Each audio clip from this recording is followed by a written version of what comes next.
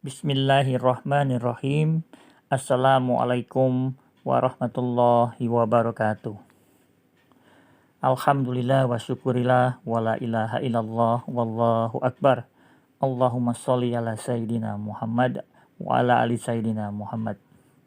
Pertama-tama, marilah kita panjatkan puji dan syukur kehadirat Allah Subhanahu wa taala karena atas rahmat dan karunia-Nya jua kita dapat hadir melalui visualisasi Zoom meeting di Masjid Baitur Rahman Bukit Sejahtera Poligon dalam rangka mengenang 40 hari wafatnya ayahanda Yai buyut kami tercinta Insinyur Haji Anwar Arifai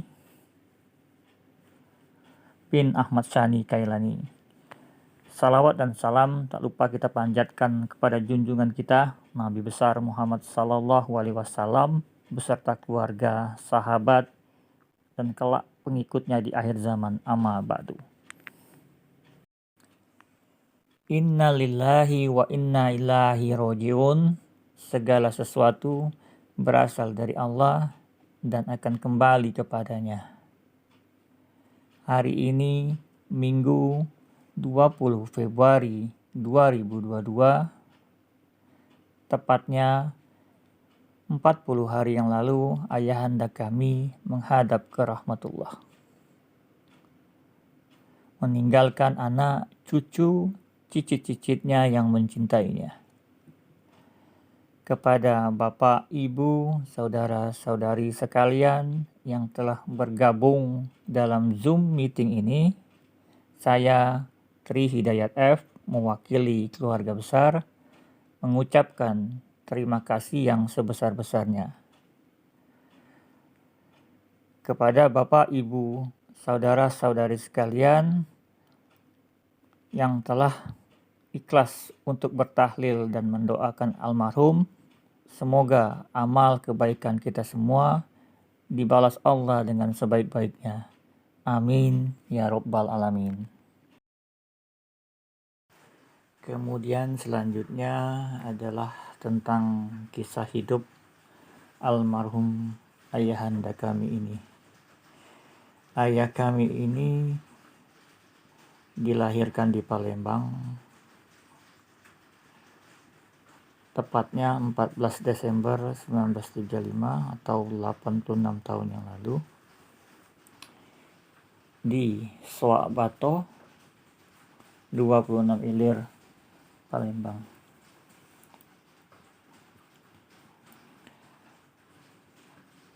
Ayah kami atau ayahanda kami ini ditinggal meninggal oleh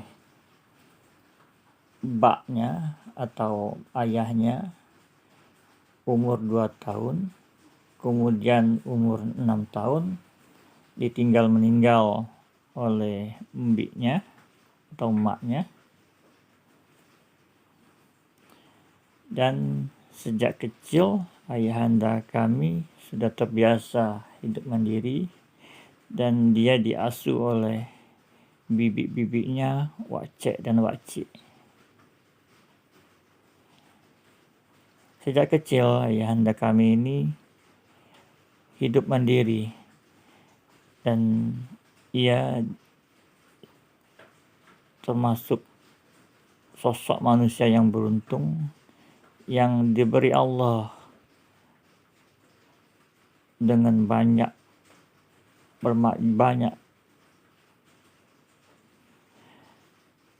bakat, baik itu bakat menggambar, bakat melukis, maupun otaknya yang cerdas.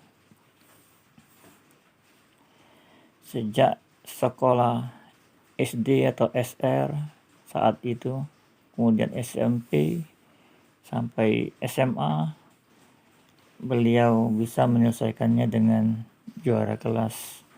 Kemudian beliau mendapat beasiswa dan diterima di Fakultas Kedokteran UI, Seni Rupa ITB, dan Arsitektur ITB.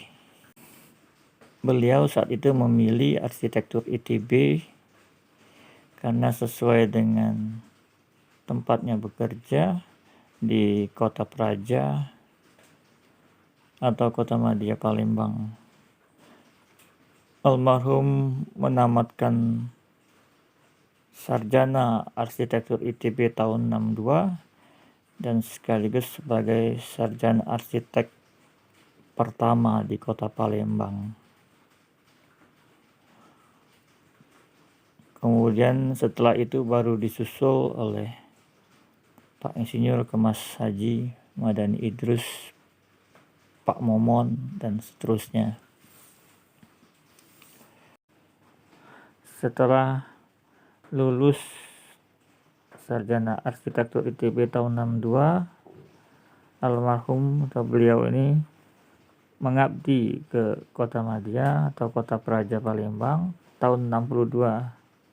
Selama menjalani karir PNS sebagai birokrat, almarhum juga sempat menjadi rektor Sahyakirti di tahun 90-an dan tetap menghasilkan karya-karya desain arsitektur seperti kantor Kejaksaan Tinggi di Jalan Adi Irma Suryani, Rumah Kejaksaan Tinggi, kantor Dinas Perkebunan, sampai gedung aktif, gedung Fakultas Ekonomi dan Kedokteran Umum di Unsri, Bukit Besar. Dan juga Masjid Taqwa desain pertama dan masjid tempat tinggal beliau, Masjid Hamamatus Salam. Dan tentu saja karya terbesar beliau adalah Master Plan Kota Palembang tahun 74 yang merupakan master plan pertama di Sumatera.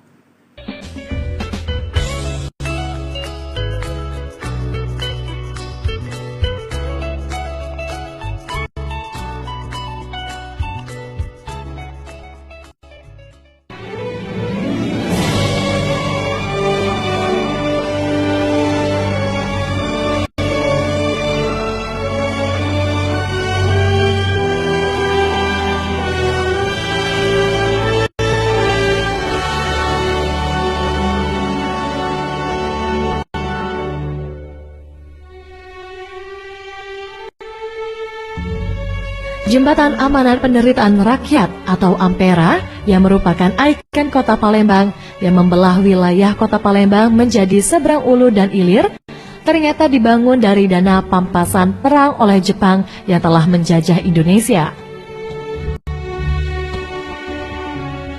Namun di balik megah dan kokohnya Jembatan Ampera, ada sosok Anwar Rifai, arsitek lulusan Institut Teknologi Bandung, lulusan tahun 1962, yang merupakan perancang master plan Kota Palembang dan terlibat dalam pembangunan Jembatan Ampera yang disetujui oleh Presiden Indonesia pertama, Soekarno.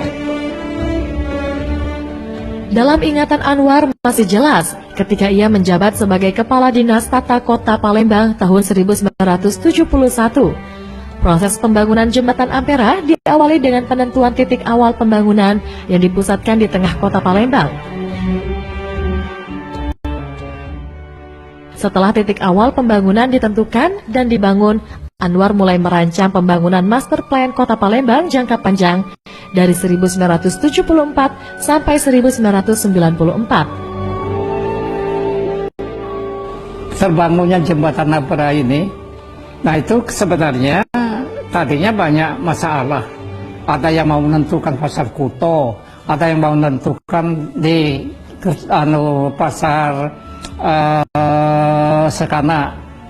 Tetapi waktu itu kita bawa gambar kita yang menggambarkan jalan Tengkuru ini akan disambung, dibawa oleh Muspida, dan kebetulan saya ditugaskan oleh Pak Gubernur lewat Pak Wali Kota untuk menggambar rencana itu. Nah itulah yang dipakai oleh proyek museum untuk membenahi sekitar itu. Sampai Jakarta dibawa, Bung Karno langsung setuju, langsung ada parapnya di gambar itu. Sayang gambar itu hilang waktu kantor jembatan Musi di sekolah metodis itu terbakar. Jembatan Ampera ini sebenarnya adalah jembatan bantuan dari pusat. Bantuan pusat ini dapat dari uang pampasan perang Jepang, gitu. Jadi semua biaya itu dari Jepang. Cuma perencanaan dan sebagainya juga dari Jepang. Penilai konstruksinya itu Insinyur Winarman itu juga jago konstruksi dari ITB itu, yang menilai perhitungan Jepang itu.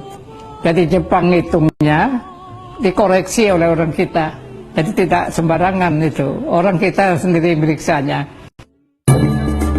Anwar membuat skema jalan lingkar di wilayah Kota Palembang dengan penambahan jembatan Musi 2 yang berada di kawasan Kertapati dan Musi 3 berada di kawasan Pelaju yang sampai saat ini belum direalisasikan. Serta kawasan Musi Boulevard yang terrealisasi menjadi benteng Kuto Besa, serta pembangunan jembatan layang dan flyover di jalan protokol di Kota Palembang yang saat ini hanya flyover Sipa Jakabaring dan Sipa Polda yang selesai dibangun.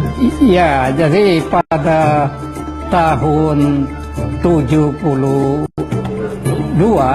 itu sedang sibuk-sibuknya dari Kementerian Dalam Negeri minta daerah ini membuat master plan gitu. Nah, saya kebetulan sudah berada di Dinas Tata Kota, itu ditunjuklah sebagai ketua timnya untuk membuat master plan Kota Palembang ini. Itu master plan Kota Palembang ini direncanakan periodenya tahun 74 sampai tahun 94, 20 tahun. Nah, dari master plan ini juga kita prediksikan membuat jalan lingkaran. Nah, jadi jembatan Ampera sudah terrealisir waktu itu, ada di dalam master plan.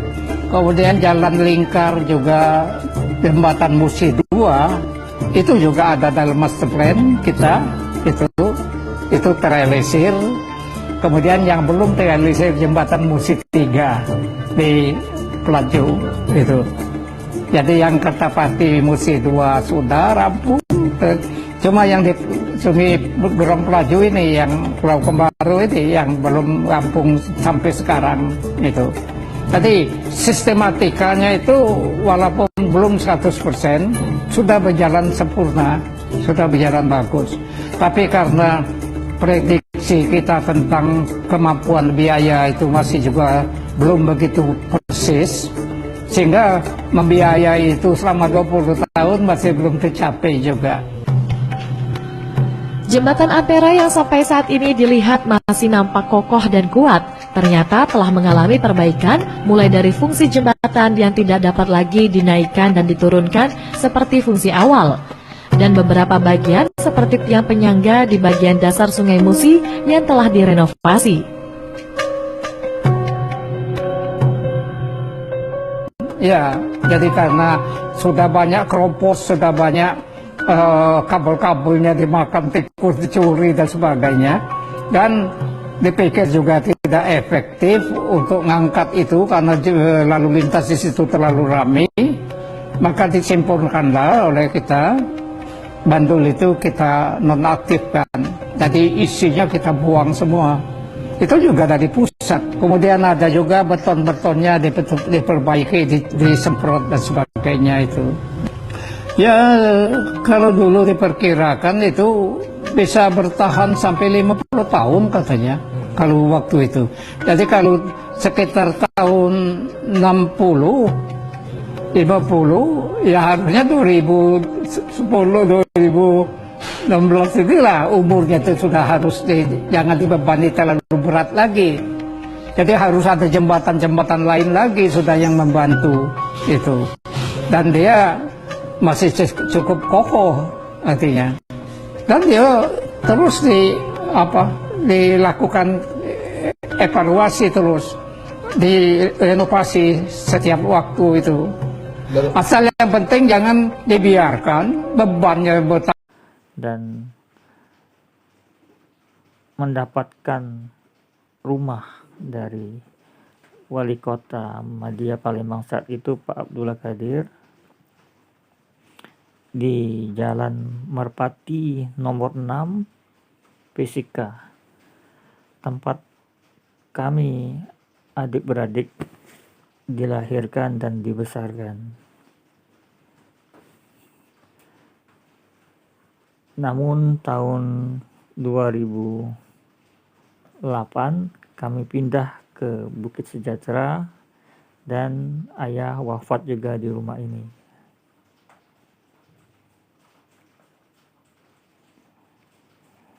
Selama masa hidupnya, ayah seorang birokrat, juga seorang dosen, juga seorang guru. Dia banyak meninggalkan karya-karya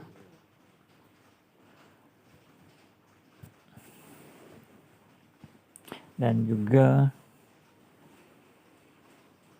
pengalaman-pengalaman hidupnya yang diwariskan kepada kami anak-anaknya gitu.